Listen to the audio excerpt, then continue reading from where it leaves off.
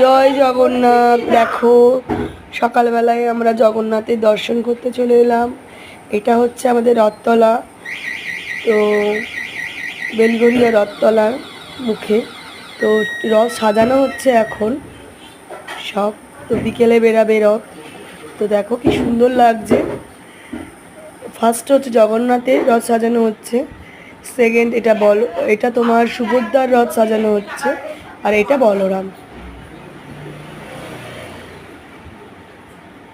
তো জয় জগন্নাথ। সবাইকে সবাইকে ভালো রাখো, সুস্থ রাখো, এটাই।